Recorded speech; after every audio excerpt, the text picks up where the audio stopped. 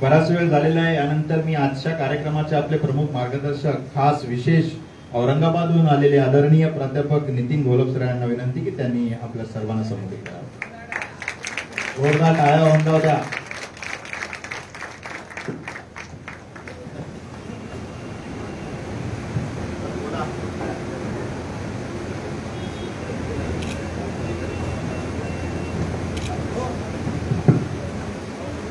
साधारणपणे 2-2.5 तास बसलाय तुम्ही. थोडस मोकळं चाकळं बसा.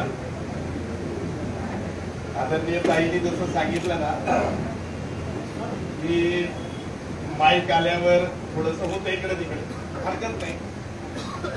2-3 गोष्टी विषयाकडे जाण्यापूर्वी किंवा भाषणाला सुरुवात करतो. चौगुले साहेबांनी फोन केला आणि मी सांगितलं मी यायला तयार आहे. शाहू फुले आंबेडकरांच्या मेहरबानीने आज आम्ही एवढं चांगलं आयुष्य जगतोय. दुसरा प्रश्न त्यांनी विचारला तुमचं मानधन सांगा. मी म्हटलं मान पुरेसं आहे, धनाची आम्हाला गरज नाही, ते तर तिकडे येतं. त्यांचं धन घेऊन आमचं काम कसं करायचं हे आम्हाला चांगलं माहिती आहे. त्यामुळे त्याची काही गरज नाही. महाराष्ट्रभर तसंच फिरतो आम्ही. आणि आदरणीय चौगुले साहेबांच्या विषयी एक मनात आदर होता आणि ही भूमी ज्या भूमीनं मला घडवलंय म्हणून काय वाटतंय ते झालं तरी इथे यायचा माझा संकल्प होता. मी हिंदीत बोलू की मराठीत बोलू, कारण त्यांनी विषय मराठीत. ठीक.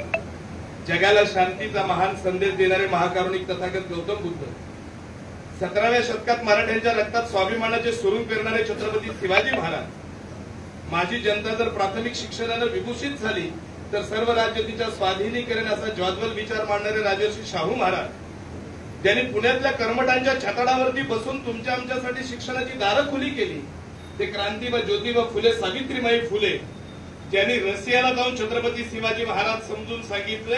आणि आज जो मॉस्कोमध्ये जो छत्रपती शिवाजी महाराजांचा पुतळा आहे याचं श्रेय ज्यांना द्यावं लागतं ते थोर साहित्यरत्न अण्णाभाऊ साठे, आणि ज्यांनी तुमच्या आमच्या हक्क आणि अधिकार यानंतर कुणी पळवून घेऊन जाऊ नये म्हणून घटनेच्या रूपात कायद्यात रूपांतरित केले ते विश्वरत्न बोधिसत्व परमपूज्य डॉक्टर बाबासाहेब आंबेडकर.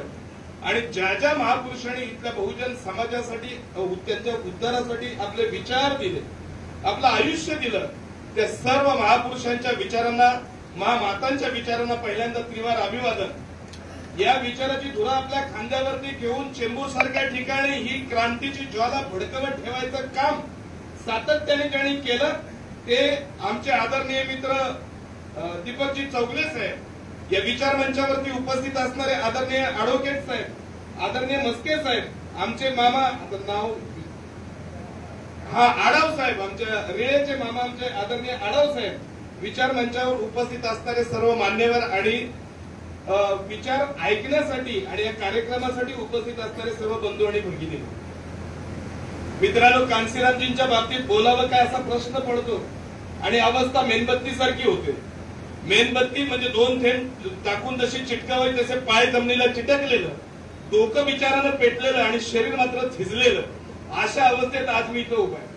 आदरणीय चौगुले साहेबांनी मगाशी सांगितलं की आम्ही यांच्या तालमीत शिकलो किंवा आमचं ऐकून शिकलो. चौगुले साहेब शिकवणाऱ्यापेक्षा शिकणारा जास्त ग्रेट असतो.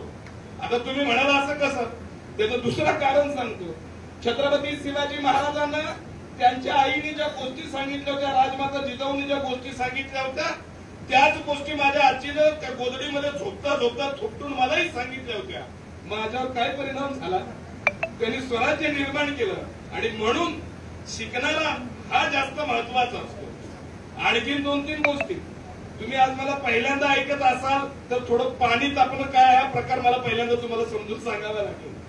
जर दुसऱ्यांदा ऐकत असाल तर तुम्हाला माहित असेल. मी सुरुवातीला विषयाकडे जाण्यापूर्वी अगोदर त्याची तुम्हाला परिचय करून देतो, मग विषयाकडे आपण जाऊ. काय आलं, एक शेजारी दुसऱ्या शेजाऱ्याला येऊन नेहमी त्रास द्यायचा की ताई चहा बनवा, पोहे बनवा वगैरे वगैरे. ते बिचारे वैतागले त्याला. आता करायचं तर करायचं काय, पण ती बाई हुशार होती. जनरली स्त्रिया हुशारच असतात. आणि मग त्या बाईने एक शक्कल लढवली. तिने असं सांगितलं की हे बघ, आता तो आपल्याला आज लग्नाला जायचंय, हा नेहमीप्रमाणे येईल, आला की मग आपल्याला तुम्हाला आम्हाला डिस्टर्ब करेल, तो आला की मी असं करेन, मी स्वयंपाकघरात जाईन, तुम्ही बाथरूम मध्ये जा आणि मला तिथून सांगा पाणी काढलं का, तापलं का. मी सांगेन पाणी तापलं, तुम्ही बाथरूम मध्ये जा, मी स्वयंपाकघरात जा, तो निघून जाईल, मग आपण आपला आटपू आणि लग्नाला निघून. ठरलेल्या वेळेप्रमाणे तो शेजारी तिथे आला. आल्याबरोबर ह्याच्या लवकर लक्षात आलं की बायकोनं सांगितलं, हे पटकन बाथरूम मध्ये गेलं आणि तिथून जोरात ओरडलं, सखू पाणी तापलंय का? ती बिचारी आतमध्ये किचन मध्ये काहीतरी काम करण्यात घडली होती, तिचं काही लक्ष नव्हतं, ती पटकन बोलून गेली, अहो आत्ताच तर आंघोळ केली, परत डबल आंघोळ करताय की काय? तिचं पाणी तापलं नाही. मी काय म्हणतोय बघा, मी काय म्हणतोय लक्षात घ्या. तिचं पाणी तापलं नाही, पण मी बोलताना जेव्हा काही संकेत येईल तेव्हा तुमचं पाणी तापू द्या. लक्षात येते का मी काय सांगतोय? ही सुरुवात आहे आपली. तिचं पाणी तापलं नाही, पण मी बोलताना जेव्हा तुम्हाला संकेत येईल तेव्हा तुमचं पाणी तापू द्या. जो विषय आज या ठिकाणी आमच्यासाठी चर्चेला ठेवलाय, वर्तमान भारत में बहुजन आंदोलन सरकारी नीतिया और बहुजन समाज की जिम्मेदारी, ठेवताना विषय फार जबरदस्त ठेवलाय आदरणीय साहेबांनी. वर्तमान भारत में बहुजन आंदोलन या देशामध्ये सम्राट अशोकाच्या काळापासून गौतम बुद्धांच्या काळापासून समतेची आंदोलनं चालली. जगाच्या इतिहासात अमेरिकेची राजक्रांती बघा, चीनची राजक्रांती बघा. एकदा राजक्रांती झाल्यानंतर पुन्हा त्या लोकांना क्रांती करायची गरज नाही पडली, पण याच देशामध्ये बुद्धांसारखे महामानव झाले, त्यांनी क्रांती केली. परंतु या सगळ्या क्रांतीला प्रतिक्रांती करणारी व्यवस्था इथं निर्माण झाली आणि म्हणून तुम्हाला आम्हाला रात्र आणि दिवस क्रांतीसाठी कंबर कसून उभं राहावं लागेल. लक्षात ठेवा, बाबासाहेब आले, बाबासाहेबांनी क्रांती केली, बाबासाहेबांची क्रांती परत प्रतिक्रांतीमध्ये उतरवायचं काम इथल्या मनुवाद्यांनी केलं. म्हणून लक्षात ठेवा, बाबासाहेबांनी सांगितलं होतं, शिका, संघटित व्हा, संघर्ष करा.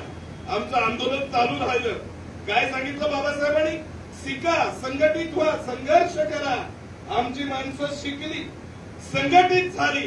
ए गट, बी गट, सी गट, डी गट. पाणी तापलं असेल, पाणी तापलं असेल. आमची माणसं संघटित झाली. वरची गल्ली, खालची गल्ली, इकडली आली, तिकडली आली आणि मग संघर्ष सुरू झाला.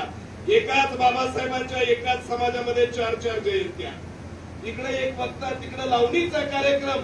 आणि मग आम्हाला प्रश्न पडणारे, चळवळ चालली आहे कुठे? चळवळ निघाली कुठे? का बाबासाहेबांना अपेक्षित असणारी ही चळवळ होती? का क्रांतीबा ज्योतिबा फुलेंना अपेक्षित असणारी ही चळवळ होती? आणि क्रांतीबा फुले सांगायचे, जे बाबासाहेबांनी सांगितलं की या देशातली जी झुंड, मंदिराकडे जाणारी झुंड जोपर्यंत वाचनालयाकडे किंवा लायब्ररीकडे जोपर्यंत वळत नाही तोपर्यंत हा देश महासत्ता बनणार नाही. क्रांतीबा ज्योतिबा फुलेंनी त्याच्या पुढे जाऊन सांगितलं. काय सांगितलं होतं क्रांतीबा ज्योतिबा फुलेंनी?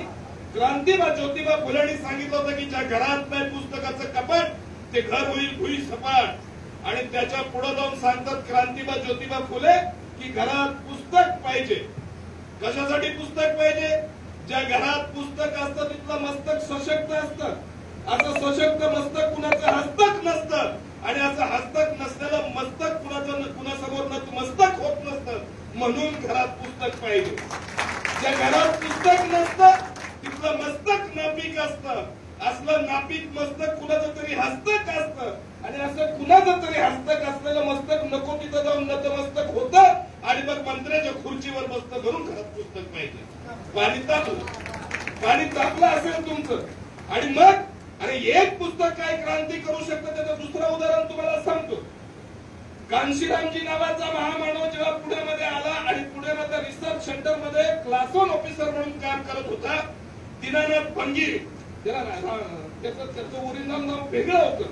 हे भंगी समाजाचा माणूस, तो कुठला? तो राजस्थान मधला. त्याच्या आई बाबाने तिथं म्हणजे जनावरं घेतली, म्हैशी घेतल्या, दुधाचा व्यवसाय सुरू केला. ब्राह्मणांनी येऊन घरात मारहाण केली. हा क्रांतिकारी विचाराचा बाबासाहेबांना वाचलेला माणूस त्या ब्राह्मणाला भारी पडला. आई बाबांनी सांगितलं इथं राहिलास तर तुला ठार मारतील, इथून पळून जा. दिल्लीला आला, माहित नाही कोणती ट्रेन, त्या ट्रेन मध्ये बसला. ती ट्रेन येऊन पुण्यात थांबली, तिथं उतरला आणि त्या ऑर्डिनन्स फॅक्टरीमध्ये कामाला लागला जिथे हे कांशीरामजी साहेब क्लास 1 अधिकारी होते. तिथं असणारा रामचंद्रन नावाचा अधिकारी, ब्राह्मण अधिकारी, या ब्राह्मण अधिकाऱ्यानं डॉक्टर बाबासाहेब आंबेडकरांची जयंतीची सुट्टी कापली आणि ती लोकमान्य टिळकांच्या जयंतीला दिली. किती भयंकर षडयंत्र आहेत बघा. पुढे सांगतो तर खरं तर वेळ कमी आहे आणि आम्हाला मानधनापेक्षा वेळच लागतो दुर्दैवानं. हरकत नाही, बघू चला पुढे बघू, जेवढं जमेल तेवढं. आणि मग की सुट्टी कापली आणि त्या लोकमान्य टिळकाच्या जयंतीला सुट्टी दिली. आता या टिळकाच्या विषयी काय सांगायचं, आमच्या मास्तरला जोरजोरात ओरडून घसा तोडून सांगतात की या देशात पहिली शिवाजी महाराजांची जयंती टिळकानं केली आणि टिळक लय करारी होता म्हणे. तो म्हटला मी शेंगा खाल्ल्या नाहीत, मी तलपर उचलणार नाही. मला प्रश्न पडतो की नेमकं घडलं असेल काय. मी शेतकरी, माझा बाप शेतकरी, माझे आजोबा शेतकरी, हातावर गड्डे आहेत आणि मग मला प्रश्न पडला की शेंगा खाणारा माणूस चौगुले साहेब आमच्या कोल्हापूर व सांगली साताऱ्याचं शेतकऱ्याचं पोरग असेल. कारण बामणं शेंगदाणे खातात, शेतकरी शेंगा खातात.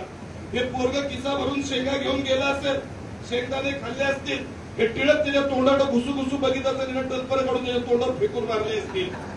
आणि मग मास्तर आला असेल, त्या मास्तरने विचारलं असेल अरे कुणी खाल्ली टलपर, तेव्हा आमच्या पोराला हात मोडवले असतील, नाव तर सांगून बघ बाहेर आलं जीवच घेतो तुझ्या. आणि मग ते घाबरून म्हणलं असेल मी शेंगा खाल्ल्या नाही, मी टलपर उचलणार नाही. अरे हे काय बहाणेदार उत्तर आहे. बहाणेदार उत्तर कसं पाहिजे, यांनी शेंगा खाल्ल्या मी टलपर उचलणार नाही, त्याला उचलायला लावा, हे झालं बहाणेदार उत्तर.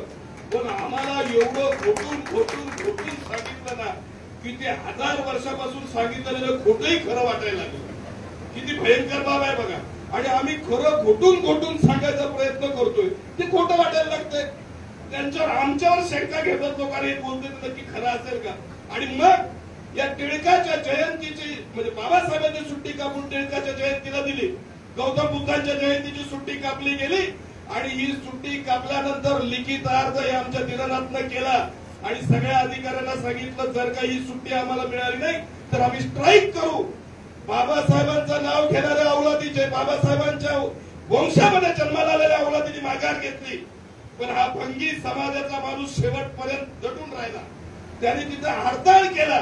हरताळ केल्यानंतर रामचंद्रांना त्यांची लेटर काढलं आणि त्यानं सस्पेंड केलं.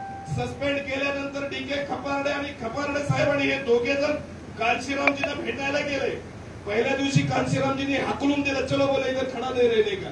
दुसऱ्या दिवशी परत भेटायला गेले. का भेटायला गेले की सस्पेन्शन मागे घ्या म्हणून नाही भेटायला गेले. ते भेटायला गेले की कांशीराम आप भी ऐसे हो, हमें नहीं मदद करनी तो कोई बात नहीं, डांटने की क्या जरूरत थी, गाली गलौज करने की क्या जरूरत थी, धक्का मार के बाहर निकालने की क्या जरूरत थी. माणसाचा स्वाभिमान जागा झाला ना की मग ह्या गोष्टी होतात. आणि आता स्वाभिमान एवढा मुरदार झालाय की काय सांगायचं. बाबा एखादी जागा दे, जमलंच तर ते काय ग्रामपंचायतचं सदस्य दे, नाही जमलं की कुठं सोसायटीचा सभा काय म्हणतो आपण त्याला शिपाई पद तरी दे. आणि काही लोक तर एवढी भारी आहेत राव, कुणाचंही सरकार येऊ द्या एखादं मंत्रीपद तर असतंच असतं. पाणी लवकर तापतंय तुमचं. समाजाचं वाटोळ झालं तरी चालेल, आम्ही कुणाच्या बापाला घाबरत नाही. पहिली गोष्ट तुम्हाला सांगतो, शाहू फुले आंबेडकरांच्या औलाद आहे. आम्ही खरं बोलतो, बरं बोलत नाही. समाजाचं नाही पण वैयक्तिक भलं कसं करून घ्यायचं याच्यात काही माणसांच्या पीएचडी झाले. म्हणून मी म्हटलं तुमचं पाणी तापलं पाहिजे, मगाशी ते सांगितलं. मात्र या दीनानाथ भंगी नावाच्या माणसानं माघार घेतली नाही. दुसऱ्या दिवशी कांशीरामजींनी त्याला सांगितलं की मैं तुम्हें इसलिए डांटा कि अगर मैं तुम्हारी लड़ाई लड़ू तो तुम सब मेरे साथ रहोगे क्या. काय सांगितलं. मग यांच्या लक्षात आलं की हे जरा वेगळं दिसतंय. याच कांशीरामजी साहेब जेव्हा पुण्यात आले, डॉक्टर बाबासाहेब आंबेडकरांचं निधन झालं तेव्हा त्यांचा सहकारी 3 दिवस रडत होता. तोपर्यंत त्यांना बाबासाहेबच माहित नव्हते. कांशीरामजी साहेबांना बाबासाहेब माहित नव्हते. पुण्यामध्ये असणाऱ्या नदीच्या काठावरती फिरताना त्यांनी बघितलं काय मागासवर्गीय बायका हातामध्ये दिवे घेऊन शरीर विक्रय करायचं काम करत होत्या. यांनी त्यांना मोठा धक्का बसला होता. आणि तिसरा धक्का हा होता. आणि मग या दीनानाथ भंगीला प्रशासन घ्यायला तयार नाही म्हटल्यानंतर कांशीरामजींनी त्याला विचारलं की अब क्या करोगे. त्यांनी सांगितलं मैं कोर्ट तक लढूंगा, हारूंगा नहीं लेकिन मैं मेरी जीत करके ही रहूंगा. हे जेव्हा कोर्टात प्रकरण गेलं आणि कोर्टात प्रकरण गेल्यानंतर तत्कालीन असणारे मुख्यमंत्री चव्हाण साहेब यांनी या प्रकरणामध्ये लक्ष घातलं आणि त्या दोन्ही सुट्ट्या मिळाल्या. त्या सुट्ट्या जेव्हा मिळाल्या तेव्हा खापरडे साहेब आणि दीनानाथ साहेब जेव्हा कांशीरामजी साहेबांना भेटायला गेले तेव्हा त्यांनी सांगितलं कांशीरामजीने की मैं बाबा साहब जानना चाहता हूं, कुछ तो ऐसी किताब मुझे दे दो जिसकी वजह से मुझे बाबा साहब समझ में आए. बघा आता पुस्तकं पण वाचताना आमच्या बायका पुस्तकं वाचतात गुरुवारच्या दिवशी मस्त आरास करून सगळं काय करून आणि मग पुस्तक काढतात वाचायला. पाणी तापलं असेल तुमचं, बरोबर आहे.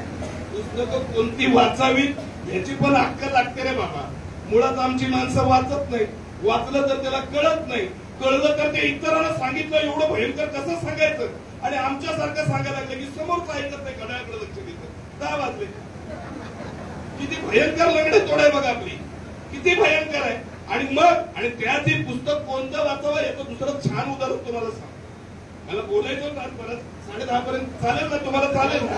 हा मग ठीक आहे, तुम्ही तयार असाल तर मी घाबरत नाही. आणि मग एके दिवशी माता रमाई बाबासाहेबांकडे आल्या आणि बाबासाहेबांना म्हणाले की डॉक्टर, माझ्या मैत्रिणीचं पोट दुखतंय, मला काहीतरी तिला काहीतरी औषध द्या. बाबासाहेबांनी सांगितलं की मी त्यातला डॉक्टर नाहीये रामू. रमाई आश्चर्यचकित झाल्या. सगळं जग तुम्हाला डॉक्टर म्हणतंय, सगळी लोक एवढी तुमच्याकडे येतात, तुम्ही सांगता की मी त्यातला डॉक्टर नाही. मग तुम्ही कशाचे डॉक्टर आहात? बाबासाहेबांनी सांगितलं रामू मी पुस्तकाचा डॉक्टर आहे. पुन्हा रमाईने विचारलं का हो, पुस्तकांना आजार होतात?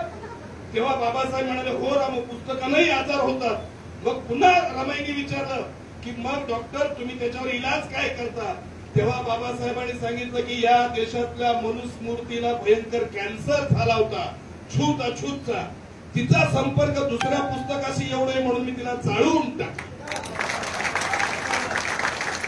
पुस्तक कोणतं वाचायचं हे पण कळालं पाहिजे, कारण शब्दांनीच पेटतात घरेदारी आणि माणसे सुद्धा असं म्हटलं जातं. आणि मग त्या डी.के. खापर्डेंनी रात्रभर विचार केला आणि एक पुस्तक शोधून काढलं, अनइलेसेस ऑफ कास्ट, जाती अंताची लढाई नावाचं.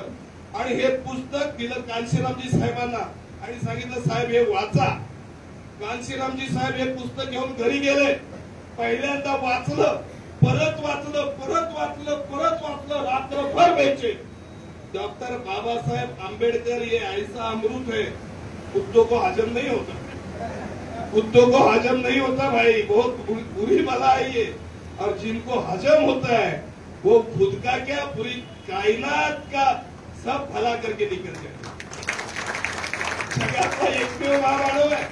आणि मग हे पुस्तक जेव्हा त्यांनी 4-5 वेळा रात्री वाचलं, दुसऱ्या दिवशी सकाळी डी.के. खापर्डे त्यांच्या दारात दत्त म्हणून हजर.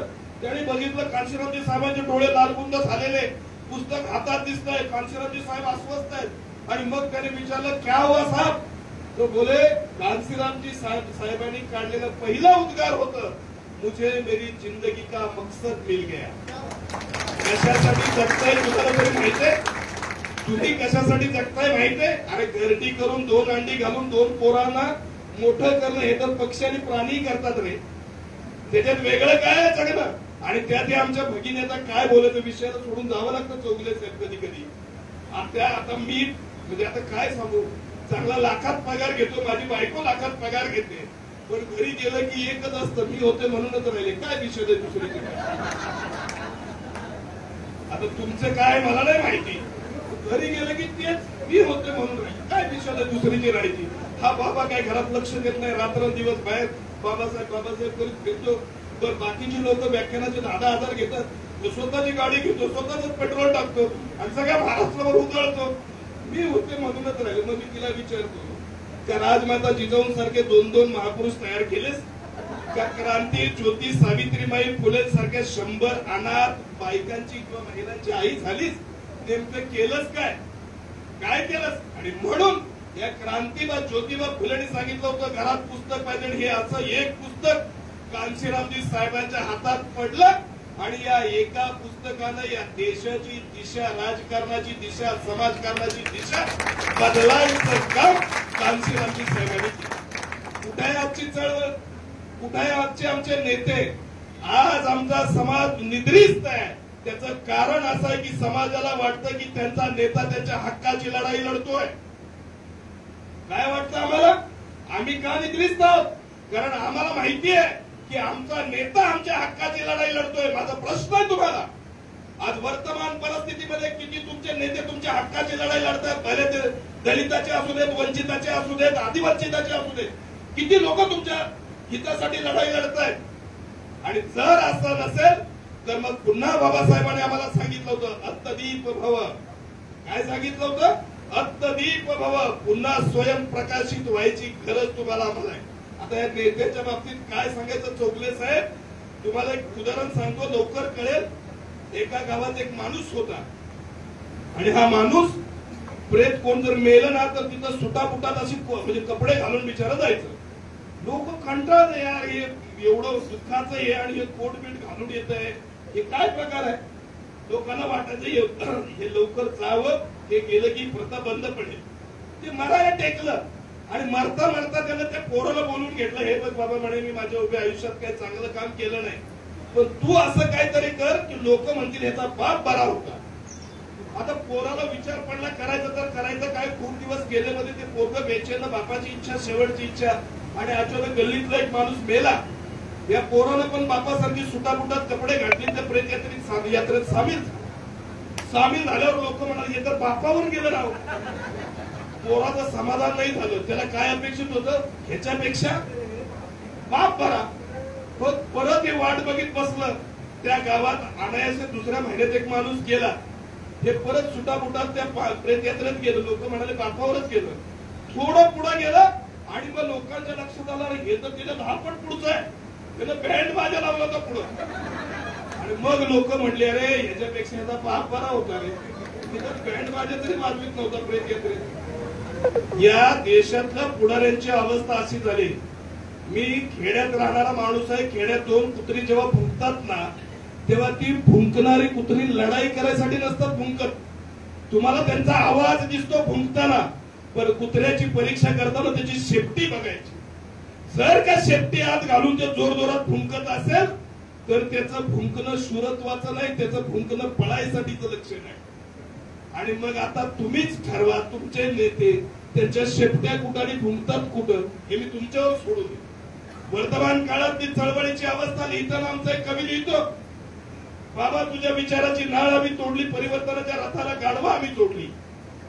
काय लिहितो, बाबा तुझ्या विचाराची नाळ आम्ही तोडली, परिवर्तनाच्या रथाला गाढवा आम्ही तोडली.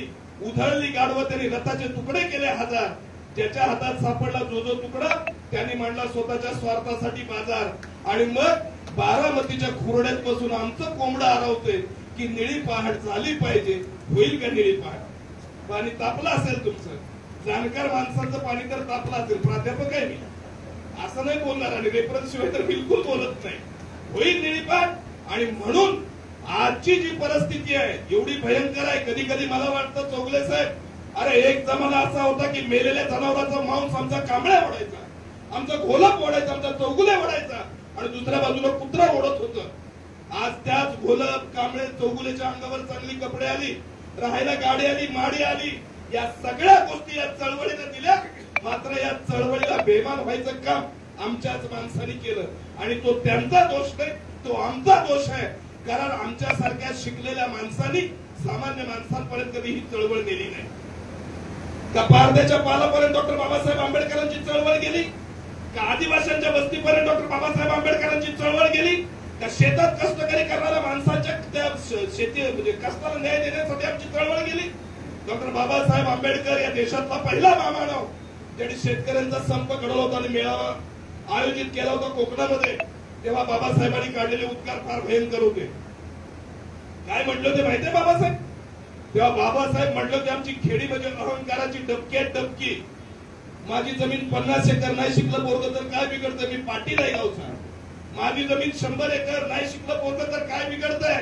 बाबासाहेब तेव्हा म्हणाले होते की अरे बाबांनो, ओबीसी बांधवांनो, एक वेळ अशी येईल की नांगर तुमच्या शेतात असेल तेव्हा बैल दुसऱ्याच्या शेतात उभे राहिले असतील, तेव्हा तुम्हाला आरक्षणाची गरज भासेल.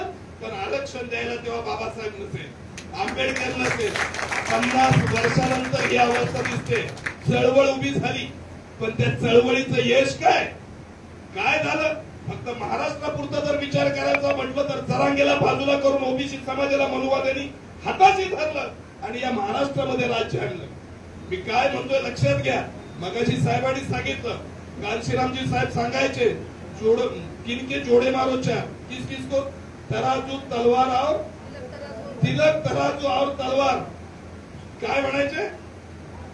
इनको मारो जोडे चार. कांशीरामजी साहेबांना इतिहास माहित नव्हता का? एक बामन घुसला, एक बामन आमच्या सम्राट अशोकानं उभं केलेलं सगळं एवढं साम्राज्य उद्ध्वस्त करून टाकलं. पुष्यमित्र शुंग, ज्याला आता राम म्हटलं जातं. आणखीन कोणीतरी आता हिंदू विषय बोललं. मी छाती ठोक सांगतो तुम्हाला, 1972चा या देशाच्या सर्वोच्च न्यायालयाचा निकाल आहे की हिंदू नावाचा धर्म नाही आणि रामायण कधी घडलं नाही म्हणून. किती लोकांना माहित आहे कोण बोलतंय त्यावर. जेव्हा देश नेस्तनाबूत होतो ना, तेव्हा वाईट करणाऱ्या त्या लोकांच्या योजनामुळे नाही, तर त्या वाईट लोकांना विरोध न करणाऱ्या चांगल्या माणसांमुळे होतं. हे लक्षात घ्या. कोण करेल विरोध? आंबेडकर अनुयायी म्हणून ही जिम्मेदारी कुणाची आहे? आंबेडकर अनुयायी म्हणून आज जे सगळ्यात फॅसिलिटी खातात त्यांची ही जिम्मेदारी नाहीये का? त्यांची नव्हती ही जिम्मेदारी? जर मग हे कांशीरामजी साहेबांना माहीत होतं, हा जो इतिहास माहीत होता, तो तथाकथित बीएसपीच्या अध्यक्षांना नाही कळला का? नाही कळला? पाणी तापलं असेल, ते दानकर असतील त्यांचंच पाणी तापेल, बाकी त्यांना नाही कळणार याची मला गॅरंटी आहे. त्यांना का नाही कळलं? आणि म्हणून या सगळ्या गोष्टीचा आढावा घेणं आपल्यासाठी गरजेचं आहे. मला तर कधी कधी वाटतं की जे नोकऱ्यात आहेत, जे चळवळीत नाहीत, कांशीरामजी साहेब यायचे आणि पहिल्यांदा सीएसटी स्टेशनवर उतरायचे. सीएसटी स्टेशनवर उतरल्यानंतर ते प्रत्येक कर्मचाऱ्याकडे जायचे रेल्वेच्या. तर आमची माणसं अर्ध्या दिवसाची रजा टाकून घरला यायचे. त्याला विचारणारे का असं केलं? की त्याचा कांशीराम नावाचा कोणतरी येणा माणूस येतोय म्हणेल, पैसे मागतो, बाबासाहेब समजून सांगतो, तिथं थांबण्यापेक्षा परत गेलेलं बरं. कांशीरामजी साहेब जेव्हा चळवळ समजून सांगायचे, पैसे मागायचे, जर का आमच्या माणसाने त्यांना रिस्पॉन्स दिला नाही तर ते बाबासाहेबांना समोर ठेवायचे आणि मग बाबासाहेबांना जाब विचारायचे क्यों गधों के लिए तुमने अपने क्या होतं बेटे गवाए, क्यों किया इन गधों के लिए? आणि असं म्हटलं की मग आमची माणसं तडफडून उठायला नाही. बाबासाहेबांना काय बोलू नको, किती लागते हे 500. टेक्निक होती ती, काम करायची टेक्निक. या देशामध्ये डॉक्टर बाबासाहेब आंबेडकरांच्या नंतर जर खऱ्या अर्थानं चळवळ योग्य दिशेनं चालवणारा एकमेव महामानव कोण असेल तर तो कांशीरामजी. अरे एवढी दहशत होती की कांशीरामजी साहेब 1991 ला जेव्हा पहिल्यांदा पार्लमेंटमध्ये गेले ना, तर हा व्हीपी सिंग उठून खुर्चीतनं खाली आला होता त्यांचं स्वागत करायला. ते पाठीमागच्या बाकावर बसायचे, पण पुढे काँग्रेसचा एखादा खासदार बोलायला उठला तर त्याचा नेता सांगायचा पिछे कांशीराम बैठे सवाल के बोल.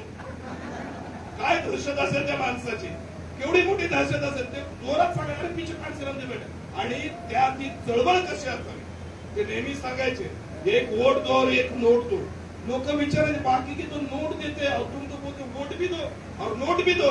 तेव्हा त्यांनी सांगितलं तुम जो वोट देते हो उसके रक्षण के लिए मुझे नोट भी. काय सांगितलं? आणि त्याच्या पुढे जाऊन त्यांनी सांगितलं होतं जर 3 में तमन्ना सही हो तो रस्ते निकल आते वरना बहाने निकल आते. इथे काही लोकांनी तुम्हाला सांगितलं साहेब चौगले साहेब 100% आम्ही येणार बरं का. आणि मग उद्या सांगितलं काय नाही होते, बायकोची अचानक तब्येत बिघडली आणि मग काय कानाला सर्दी झाली त्यामुळे मला येता नाही आलं, पाणी तापते तुमचं, बहाने निकल आते. कांशीरामजी साहेबांनी उभी केलेली मुवमेंट साधी नव्हती. महाराष्ट्रात काम करणं सोपं होतं, उत्तर प्रदेशातल्या ठाकूर गणी यांना संघर्ष करणं एवढं सोपं काम होतं. ते नेहमी सांगायचे बॅलेट के साथ साथ बुलेट की भी तयारी रखता हूं. सामान्य नव्हतं काम हे. काय सांगायचे? बॅलेट के साथ बुलेट की भी तयारी रखता हूं. आईला लिहिलेल्या 24 पानाच्या पत्रात लिहिलं होतं. या पुढे निळं कपन बांधलं डोक्याला, मुंडावळा बांधणार नाही, एक गज सुद्धा जमीन घेणार नाही, कुठल्या बँकेत खातं खोलणार नाही. मी मेल्यानंतर माझे कार्यकर्ते मला जमीन उपलब्ध करून देतील, तिथं माझं दफन दहन काय करायचं ते करतील. किती भयंकर बाब होती बघा. आणि त्याच्या पुढे जाऊन आणखी एक भयंकर किस्सा आहे. या देशातला एकमेव राजकीय नेता त्यांनी सगळ्या पत्रकारांना ठोकून काढलं तिथे. माहिती आहे किस्सा तुम्हाला? आज या देशाचा सत्यानाश जर कोण करत असेल तर कोण पत्रकार असेल तर जाहीर लिहा, जाहीर मीडिया. जर सत्यानाश कोणी लावला असेल तर तो मीडियाला लावलाय. हा मीडिया आज सुद्धा तेव्हा पण आमच्या विरोधातच होता. माझं तर कुठलंच भाषण मीडियावर छापत नाही. तुम्हाला वाटतं का मी घरात बसतो? नाही. जवळजवळ 365 दिवसापैकी 150 दिवस तरी मी व्याख्यानात असतो, पण एक मीडियावाला कधी मला छापत बिलकुल छापत नाही. कशाला छापेल ते विचार.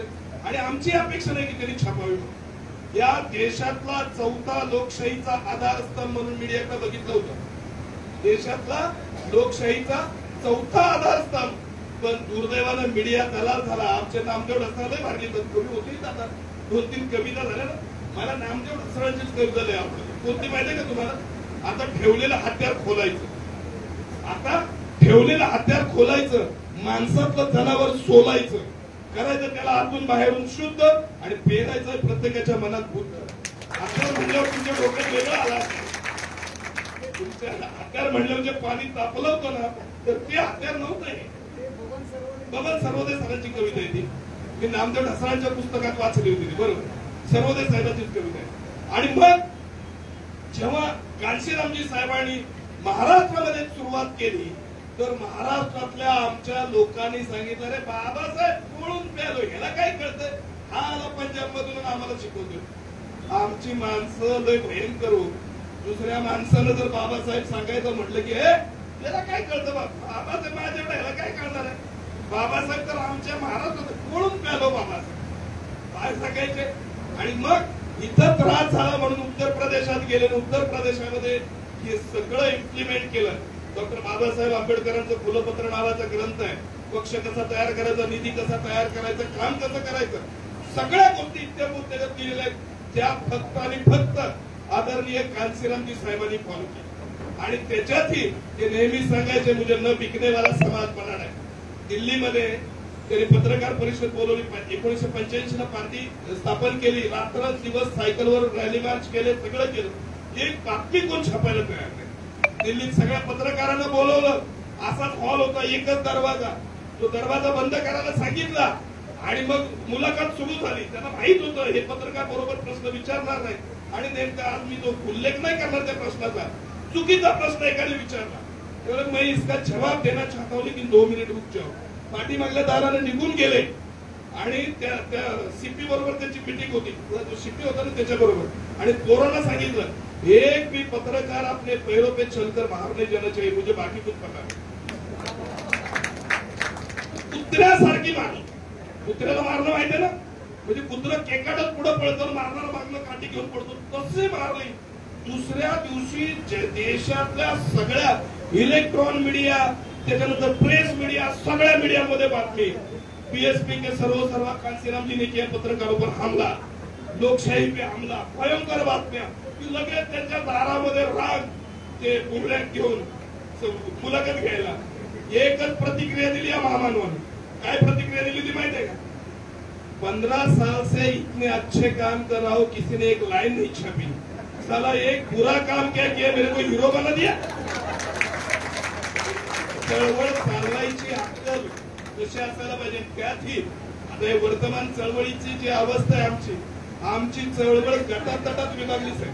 आणि त्यात सगळ्यात महत्वाची बाब, नाही काम केलं तुम्ही तरी चालेल चळवळीत. मी काय म्हणतो बघा, तुम्ही चळवळीत काम केलं ना, चळवळ पुढे जाणार आहे, ही मनातून काढून टाका. 4000 वर्षापासून चालत आलेले विचारधारा तुम्ही जर नसाल तर तुमच्या जागेवर दुसरा पर्याय तयार होईल, तो पुढे घेऊन जाईल.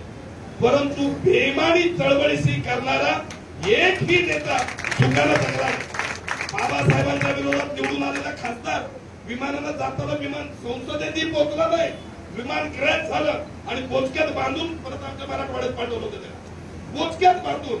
चळवळीशी बेमान होणं एवढं सोपं नाही. तुम्हाला आणखी एक घटना सांग, जेव्हा पार्टी तयार झाली, पार्टी तयार झाल्यानंतर पहिलं इलेक्शन बिहारमध्ये लागलं, तेव्हा नितीश कुमार मुख्यमंत्री झाले होते. त्यांनी 3 एमएलए निवडून आणले. आता ह्याच्यातला एक बेलदार समाजाचा होता, एक ओबीसी समाजाचा होता आणि एक एससी समाजाचा होता. आता हे बेलदार समाजाचा माणूस रस्त्यावर दगड फोडायचं काम करायचं, त्याला निवडून आणला. निवडून कसा आणला, 1 वोट 2 1 वोट 2, चौकात चौकात डबे लावायचे, त्या डब्यावर लिहायचं, लोक पैसे टाकायचे, ते पैसे घ्यायचे, दुसऱ्या दिवशी प्रचार सुरू. आता निवडून आल्यानंतर कांशीरामजी साहेबांना हे माहीत होतं, कदाचित उद्या ह्यांना विकत घ्यायला दुसरा कोणतरी येईल. निवडून आल्यानंतर कांशीरामजी साहेबांना साहेब त्यांना एका गेस्ट हाऊस वरती घेऊन गेले, तिथं ठेवलं आणि त्यांना चहा बनवून दे, जेवण बनवून दे, हे काम कांशीरामजी साहेब. किती भयंकर बाब आहे बघा. नितीश कुमारनं ती यादी बघितली, त्याच्या लक्षात आलं की हे मागासवर्गीय लवकर कुठले जातील. त्यांनी 5 करोडची बॅग भरलेली त्या बेलदार समाजाच्या बाईच्या दारात गेला. तिला सांगितलं की हे 5 करोड आहेत, तुझ्या 2-3 मुली लग्नाच्या आहेत, घर नाही धड, तुझ्या नवऱ्याला सांग, तुझ्या नवऱ्याला सांग की त्याच्या बदल्यात 1 वोट मला दे. आणि मग तिथून गेस्ट हाऊसला फोन लावला. फोन लावल्यानंतर त्यांनी तो फोन उचलला. बाईनी सांगितलं, हे बिचारा परेशान झालं. त्यांनी सांगितलं मी असं करणार नाही, मी शाहू फुले आंबेडकरांच्या विचारसरणीच आहे. त्या बाईनं सांगितलं, जर नाही केलंच ना तर मी विष घेऊन आत्महत्या करेन. बघ मग तुला काय करायचं ते. परेशान झालं ते. कांशीरामजी साहेबांनी बरोबर त्याची ओळखली. त्यांनी सांगितलं काय झालं, त्यांनी सगळी हिस्ट्री त्याला सांगितली. मग कांशीराम साहेबांनी सांगितलं एक काम कर म्हणे, समोरच्या मेडिकल मधून एक जहरची बॉटली घेऊन ये, बायकोला फोन कर आणि तिला सांग की ते 5 करोड तूच ठेव, तूच मंत्री हो, मी जहर घेऊन आत्महत्या करतो. नितीश कुमारला झाडून हाकलीत त्या बाईनं बाहेर काढला. माझा एक प्रश्न आहे तुम्हाला, ज्या बिहारमध्ये डोक्यावर स्टेनगन ठेवून इलेक्शन चालतं त्या बिहार मधल्या बेलदार समाजाचं एक मत 5 करोडला विकलं गेलं नाही. काय म्हणतोय मी, ज्या बिहारमध्ये डोक्यावर स्टेनगन ठेवून इलेक्शन चालतं त्या बिहार मधल्या एका बेलदार समाजाचं मत 5 करोडला विकलं गेलं नाही. ज्या महाराष्ट्रामध्ये शाहू फुले आंबेडकर जन्माला आले त्या महाराष्ट्रामधल्या शाहू फुले आंबेडकरांच्या औलादीच्या मताची किंमत काय आहे, काय किंमत आहे, काय जबाबदारी आहे, मग तुमच्या लक्षात येईल. आज आमच्या मताची किंमत काय. कवी आला तो हल्लीपुरीला भारी लिहितो, नोटों की हरे हरे बादलों में बिकते हैं, नोटों की हरे हरे बादलों में बिकते हैं और जिनका ईमान कच्चा है वो तो पलों में बिकते हैं. नोटों के हरे हरे बादलों में बिकते हैं और जिनका ईमान कच्चा है वो तो पलों में बिकते हैं. दुनिया खरीदने की औकात बनाई थी जिनकी भी ने, मगर अफसोस वो एक दारू की बोतलों में बिकते हैं. ही आमची वर्तमान अवस्था, ही आमची सध्याची अवस्था आहे. आणि मग या सध्याच्या अवस्थेचा पुरेपूर फायदा इथल्या व्यवस्थेने घेतला. ही झाली आमच्या चळवळीची अवस्था. सरकारची नीती काय, इथल्या असणाऱ्या मनुवादी विचारसरणीच्या माणसाला तुम्ही त्या खुर्चीवर बसलेलं बघायचं नाहीये, तुम्हाला नोकरीत बघायला आवडत नाहीये. आणि मग त्यांनी त्यांची नीती आखायला सुरुवात केली. वेळ झालाय काय, हा ठीक आहे, असं माणसं पाहिजे बरोबर. त्यांनी त्यांची नीती आखायला सुरुवात केली आणि मग या सरकारनं ज्या नीती आखल्या, आदरणीय ऍडव्होकेट साहेबांनी सांगितलं की वोट दो, लेकिन साहब वोट दे किसको. हमने हाथी पर बटन दाबा तो भी कमल ही खिलता है, हम लोगों ने बीआरएसपी को वोट दिया तो भी कमल ही खिलता है, अरे हम लोग कीचड़ में जोर से कूदे तो भी कमल ही खिलता है. त्यांनी निर्माण केली इथली व्यवस्था नेस्तनाबूद करायची सगळ्यात उच्च पद्धती आणि ईव्हीएम मशीन आणली. तुम्हाला माहित आहे का, ठाण्यातली एक केस सध्या आमच्या एका मित्राकडे आहे. मुसलमान बांधव आमचा एक उभा राहिला होता इलेक्शनला आणि या मुसलमान बांधवाच्या घरात 36 हे होते, वोटिंग होते आणि त्याला पडले झोर वोट. ते आलं घरात, 4 बायका त्याच्या रागारा करून सगळ्या बायकांना चोपून काढले. क्यों बे तुमने मेरे को वोट क्यों नहीं दिया. त्या बायका परेशान थे, बोले अरे हमने तुमको जो वोट दिया, हम काय को बाहर के लोगों को वोट देंगे. तो बोले अगर तुमने मेरे को वोट दिया तो मेरे को आए कैसे नाही. मग एक बायको हुशार होती, तशा बायका हुशार असतात. तिनं परत सांगितलं, अबे पागल, अगर तुझे लगता है कि हमने तेरे को वोट नहीं दिया, लेकिन कम से कम तुमने तो खुद को वोट दिया होगा, वो किधर गया. या देशातल्या लोकशाहीला संपवायचं सर्वोच्च षडयंत्र आहे. लक्षात आहे, कारण ज्या दिवशी तुम्हाला वोटिंगचा अधिकार मिळाला त्याच दिवशी तुमचा वोटिंगचा अधिकार काढायसाठी आमचा बापू बसला. बरोबर आहे का. किती लोकांनी पुणे पॅक्ट वाचला. आता मी तिकडे जात नाही, कारण पुणे पॅक्टला डेंजर कार्यक्रम आहे. आता मी तिकडे जात नाही, वेळेचं बंधन आहे माझ्यावरही. किती लोकांनी पुणे पॅक्ट वाचला तेव्हापासून. आणि बाबासाहेब असं सांगतात की तुम्हाला दिलेला वोटिंगचा अधिकार दुसऱ्याला एमएलए बनवायसाठी नाही दिला, तुम्ही एमएलए बनावे म्हणून दिला. बाबासाहेबांना हेही माहित होतं की भविष्यात आमची पुरेशी संख्या संसदेत जाणार नाही.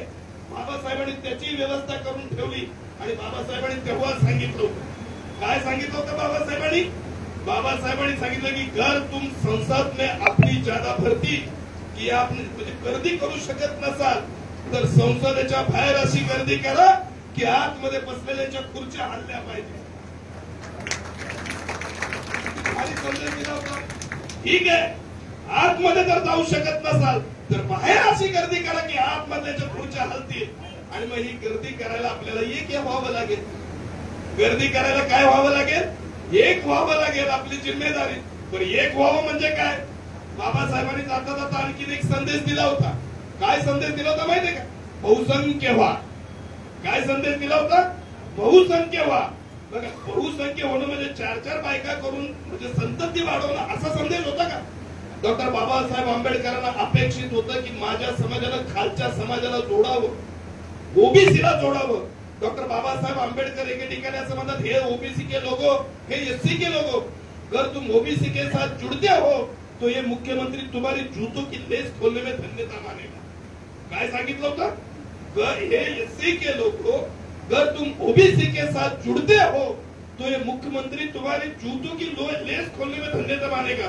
काँग्रेसनं पाठवलं मुख्यमंत्री, बाबासाहेब काही बोलतात म्हणून, आणि तो मुख्यमंत्री स्टेजवर होता आणि बाबासाहेब असं म्हणतात. आणि आमची माणसं जेबी म्हणायला घाबरत होतो.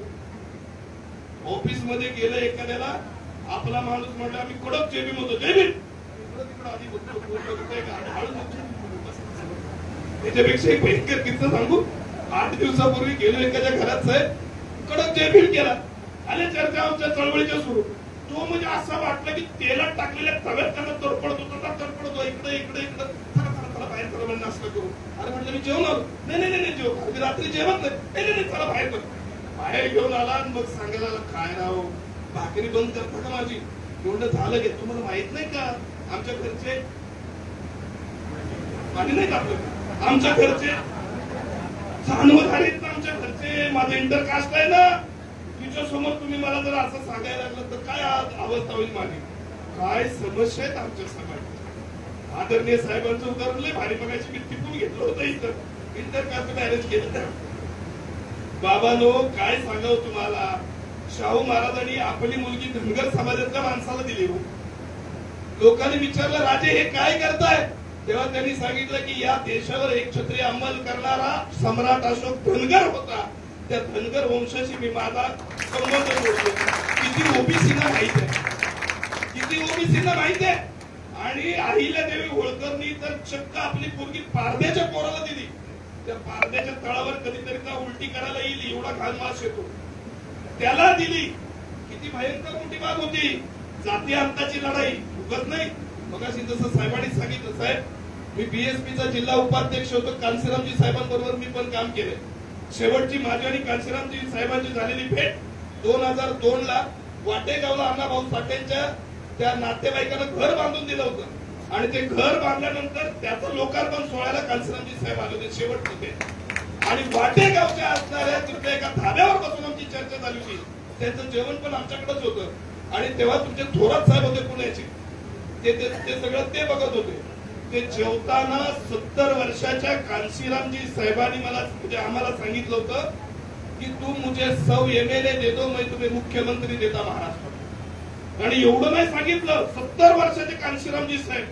आणि त्यांनी पुढे असं सांगितलं, काही मतदारसंघाची नावं सांगितली. शाहूवाडी का मतदारसंघ काढला तरी शाहूवाडी, संजय सिंह गायकवाड कुछ काम का नहीं, वो पागल आदमी है बोले, उसको तोड़ दो.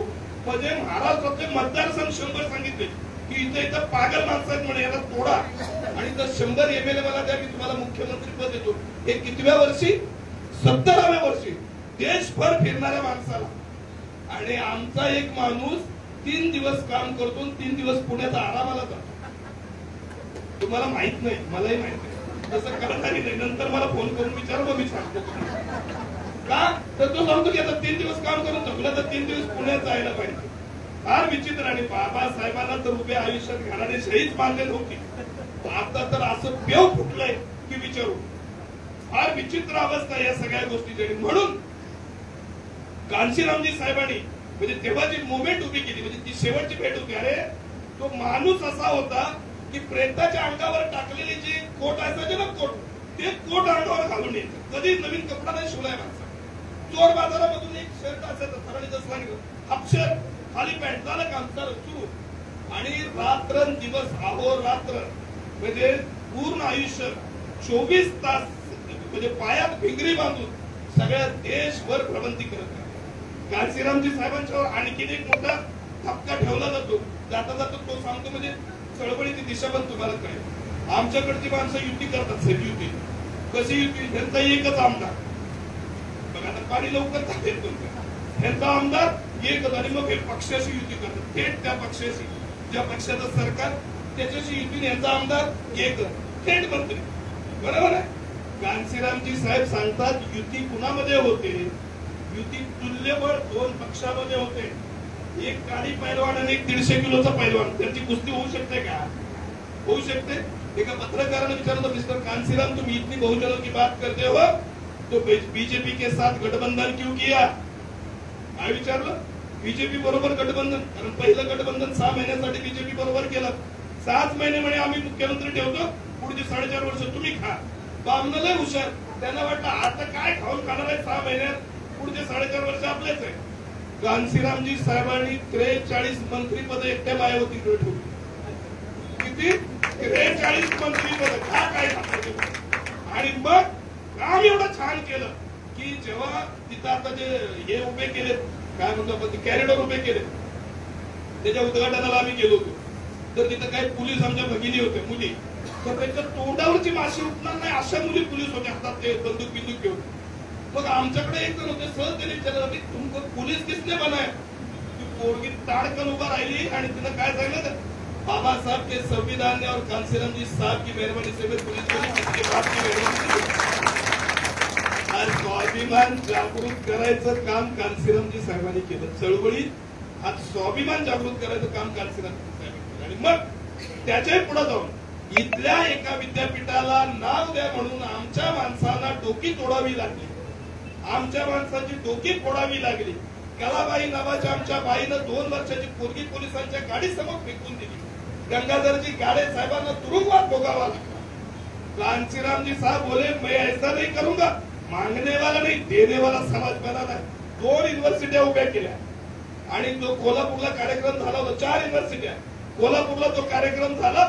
त्या कार्यक्रमाचा मी साक्षीदार आहे. 2002च्या बलून्स मध्ये हत्ती करून वर सोडले होते. माझ्या घराच्या पाकडी माहिती तुम्हाला, म्हणजे वर कौलारू घर होतं तेव्हा, आता बघलाय त्या घरावर उभा राहिलो तर तिथला हत्ती दिसत होता. आणि मग मी सांगितलं बघ आमच्या बीएसपीचा हत्ती. म्हणजे हे काम. आणि पहिल्यांदा कोल्हापूर महानगरपालिकेने ठराव घेऊन त्यांचा सत्कार केला. तिथे 5 दिवस कार्यक्रम चालला होता. अख्खं कोल्हापूर बीएसपीने करून टाकलं 7 दिवस. आणि मग त्यांना शाहू महाराजांची आठवण आमच्या कोल्हापूरकरांना झाली. म्हणजे उत्तर प्रदेशातून येऊन तिथं शाहू महाराज समजून सांगायचं काम कांशीरामजी साहेबांनी केलं. आणि पत्रकाराने विचारलं तेव्हा सांगितलं कि मेरे मसीहा बाबा साहब ने कहा था कि मुझे मत पूछो तो भी चलेगा, लेकिन शाहू महाराज की जयंती इस तरह मनाओ कि कोई बड़ा उत्साह हो, और मैं उसका पालन कर रहा. ही त्यांची व्यवस्था होती. पण दुर्दैवानं ओबीसी समाज आणि एससी समाज कांशीरामजींच्या नंतर आज एकत्र आला नाही. आमची माणसं एवढी हुशार, आम्ही जाती जातीच्या संघटना केल्या, महार संघटना, बौद्ध संघटना, चमार संघटना, मातंग संघटना. आणि आम्ही जातीचं काम करायला, जाती मजबूत करायचं काम करायला लागलो. जातीचं काम करणं म्हणजे जात मजबूत करणं. जात ही दिलेली, कोणी दिलेली आपल्याला पहचान आहे, बामणाने दिलेली पहचान. मग आम्ही इनडायरेक्ट काम कुणाचं करतो, बामणाचं काम करतो. म्हणून या सगळ्या गोष्टी आता समजून घेणं गरजेचं आहे. बाबा जाता जाता 2-3 गोष्टी आणखी तुम्हाला सांगतो. आजचं जे विद्यमान सरकार आहे, या सरकारनं सगळ्यात पहिलं काम केलं, सरांनी सांगितलं बघाची, की आरक्षण संपवलं. आरक्षण संपलंय हे अजूनही आमची माणसं मान्य करायला तयार नाही. त्यांना माहित होतं आरक्षण असं संपवता येणार नाही. आमचे नेते ओरडायचे बघा त्या आरक्षण घटनेविषयी, घटनेला हात लावला तर हात कलम करून ओरडायचे आमचे नेते. बरोबर. त्याच्या बापानं तरी घटना वाचली का, घटना तरी वाचली. आणि मग हे जेव्हा आरक्षण संपवायची वेळ आली, त्यांनी काय केलं, छान फंडा काढला, प्रायव्हेटायझेशन करून टाकलं. प्रायव्हेटायझेशन केलं, आरक्षण संपलं. प्रायव्हेटायझेशन केलं, एज्युकेशन संपवून टाकलं, शिक्षण संपवून टाकलं. तुम्ही तुमच्या पोरांना शिकवू शकता, पण तुम्ही तुमच्या पोरांना नोकऱ्या नाही देऊ शकत.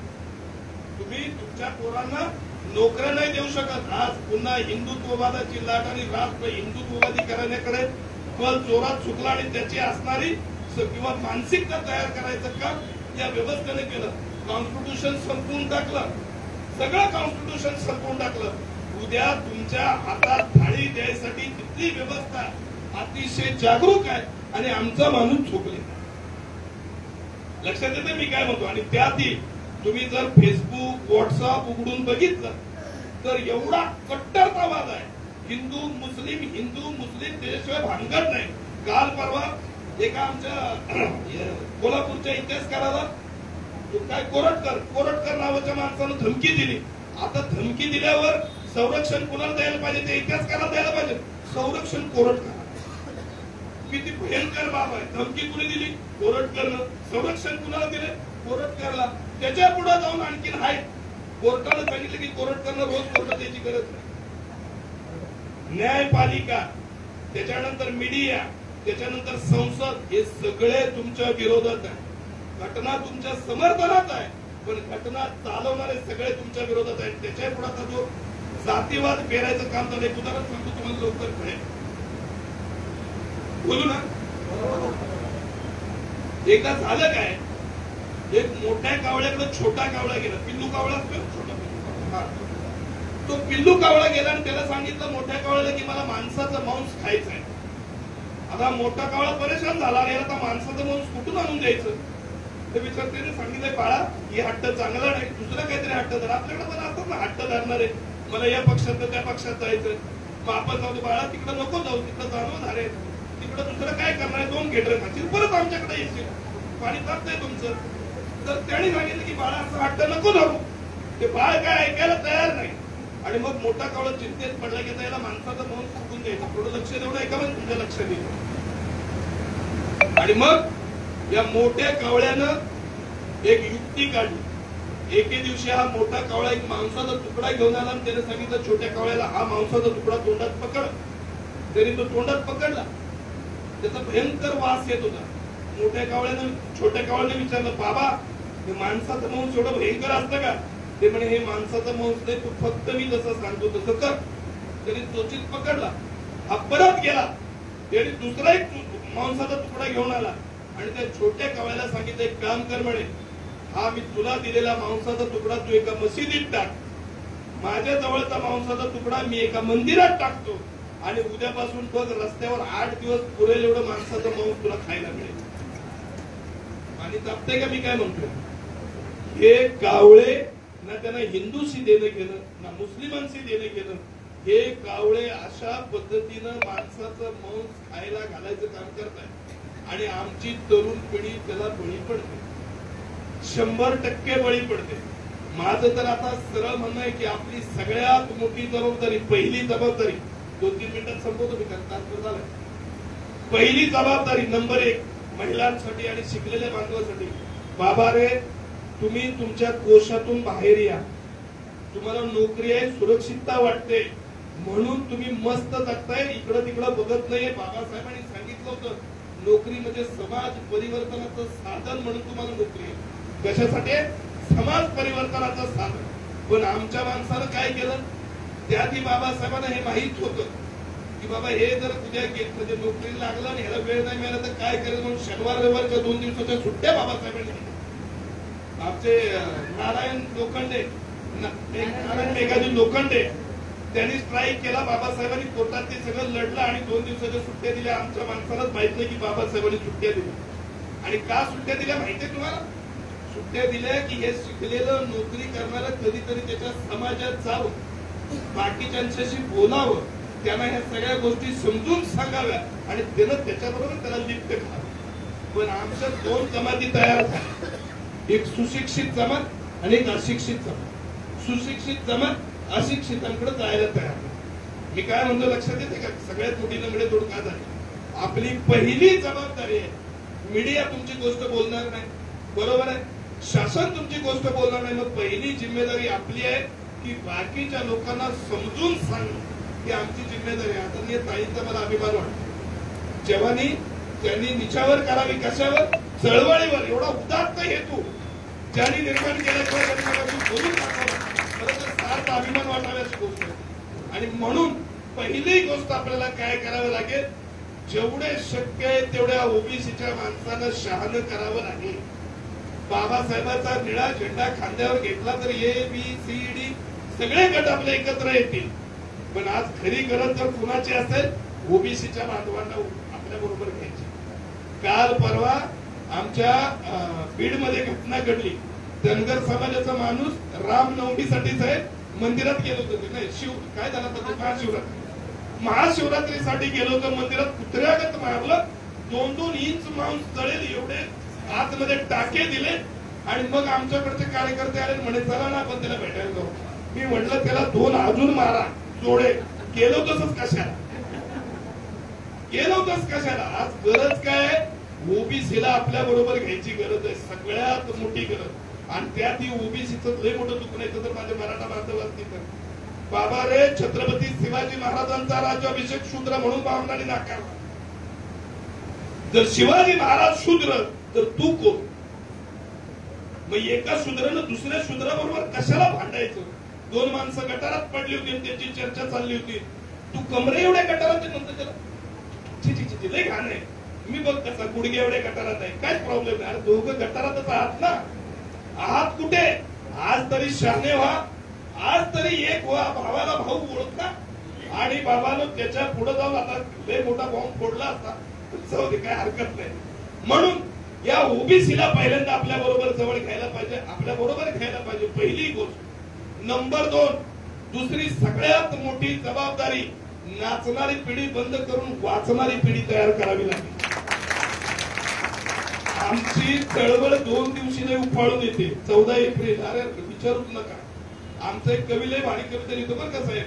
बाबा काय तो लिहितो की डीजेच्या तालावर धुमशान नाचलो.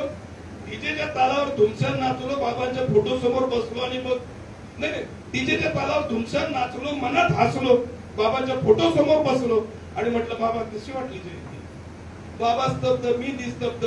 थोड्या वेळाने बाबा बोलले कसा आवडेल मला तुमचा देशी म्हणजे कसा आवडेल मला तुमच्या डीजेवरचा ताल तुमच्या पोटात असणारा देशी विदेशी माल. खरं तर मला तेव्हाच खटकलं तुम्ही नको त्या नेत्यांच्या गाड्या झाडल्या नाही त्यांच्या केबिन फोडल्या. आता बाबानो एक करा निदान जयंती दिवशी तरी माझे विचार करा. आज गरज काय आहे. नंबर 2 वाचणाऱ्या पिढीला नाचणाऱ्या संपवतो मी नाचणाऱ्या पिढीला वाचणाऱ्या पिढीकडे घेऊन जाणं. आणि नंबर 3 सगळ्यात भयंकर बाब जे आपले हक्काचे बाबासाहेबांनी सांगितलं आणि घराच्या भिंतीवर दिल्या या देशाची प्रशासन करती जमात आपल्याला व्हायचं आहे. जोपर्यंत संसदेत आम्ही जाणार नाही तोपर्यंत आमच्या समस्या सुटणार नाही. गुरु किल्ली आहे. सगळ्या समस्यांची चावी आहे.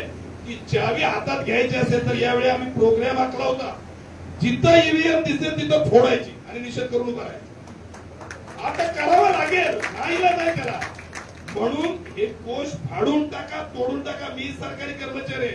कुणाच्या बापाला घाबरत नाही. मी काय करायचे ते करा. जन्माला आलो तेव्हा कपाळावर लिहिलं नव्हतं की तू एक मास्तर ते जगची जगायचे हातावर मार्ग आहे. आणि बाबासाहेब सांगतात की 100 दिवस म्हणजे ते शेळीसारखं जगण्यापेक्षा 4 दिवस वाघासारखं जगून शेळीसारखं जगून गुलामीत तुम्ही जर मेलात तर तुमच्या 100 पिढ्या गुलामीत जातील. त्याग करून जर मेलात तर तुमच्या त्यागाचा बदला घ्यायसाठी 1000 पिढ्या तयार होतील. हे एवढं जाता ही जिम्मेदारी तुम्हाला सांगायची वाटते. माझ्या भाषणाची सांगता नेहमी मी एका कवितेने करत असतो. आजही करणार आहे. अंधाऱ्या वस्तीत भीमाचा दिवा रे. अंधाऱ्या वस्तीत भीमाचा दिवा रे. दिव्याखाली बसवली इतिहास नवा रे. दिव्याची ती ज्योत ज्योतिबाची ज्योत बुद्धाची करुणा त्यात ओतप्रोत होत. ज्योतीतून पाझरतो कबीराचा दोहा रे. दिव्याखाली बसवली इतिहास नवा रे. या देशाचा नवीन इतिहास लिहायची जिम्मेदारी तुमच्या आमच्या सगळ्यांच्या खांद्यावर आहे आणि ती तुम्ही निभावाल अशी या ठिकाणी अपेक्षा व्यक्त करतो आणि थांबतो. धन्यवाद. जय हिंद जय बुद्ध जय भारत. धन्यवाद. सरांना बोलवण्यामागचं कारणच आहे अत्यंत प्रभावी आणि परखड मत ते मांडतात. एक पुरस्कार राहून दिला होता. क्षमा मागतो मी. या संस्थेची 2011 साली स्थापना झाली. पहिल्यांदा त्यांनी संगीती मासिका ओपन केली आणि संगीता फाउंडेशनच्या नावाने बहुजन विचारधारा त्यांनी लोकांपर्यंत पोहोचवली. गेली 14 वर्ष सातत्यपूर्ण बौद्ध धर्माचं पवित्र कार्य ते करतात. अनेक सांस्कृतिक कार्यक्रम ते राबवतात. माता रमाई त्याग आणि समर्पण वाद्यवृद्धांची निर्मिती त्यांनी केली आणि 2023 मध्ये धम्मवाणी वाद्यवृद्धांची निर्मिती करत कार्यकर्ता प्रशिक्षण कॅटर कॅम्प मोठ्या प्रमाणात ते राबवतात. या संगीती फाउंडेशनच्या सर्व सन्माननीय सदस्यांना मी या ठिकाणी निमंत्रित करतो. आदर्श पुरस्कार आदर्श संस्था म्हणून आपण त्यांना देतो. या संस्थेचे आदरणीय अध्यक्ष वैभव सोनवणे, आमचे मित्र अहमदीप कांबळे, आमचे दुसरे मित्र प्रशांत रणभिसे, या सर्वांना आम्ही मंचकासमोर निमंत्रित करतो. संगीती फाउंडेशन या संस्थेला आपण आदर्श संस्था म्हणून पुरस्कार देतोय. जोरदार टाळ्या होऊन जाऊ द्या. घोगरे साहेब आहेत, आपल्या सर्वांचं आम्ही या ठिकाणी जोरदार टाळ्या होऊन जाऊ द्या. आदरणीय गोलप सरांना विनंती की आपण यांचा सन्मान करावा. संगीती फाउंडेशन आणि आजच्या सर्व सत्कार मूर्तींना माझी विनंती आहे की आपण समोर यावं. एक सुंदर असं फोटो आपण घेऊयात, एक आठवण म्हणून. जोरदार टाळ्या होऊन जाऊ द्या. संबंधित कांबळे, प्रशांत रणतेसेजी, आमचे मित्र घोगरे, वैभव सोनवणेजी, जोरदार टाळ्या होऊन जाऊ द्या. या ठिकाणी शाहीर राजेश शिर्के जे आहेत त्यांचाही सन्मान आम्ही करतोय. मी आमच्या विधानसभेचे अध्यक्ष मस्के यांना विनंती की त्यांचं पुष्पगुच्छ देऊन त्यांचा सन्मान करावा. आपण या ठिकाणी आलात, आपल्या सर्वांचं मी मनापासून आभार या ठिकाणी मानतो. आमचे डेकोरेटर संतोष पगारे साहेबांचे सहकारी, माता रमाई उत्कर्ष संघाचे सर्व सहकारी, या सर्वांचा आभार.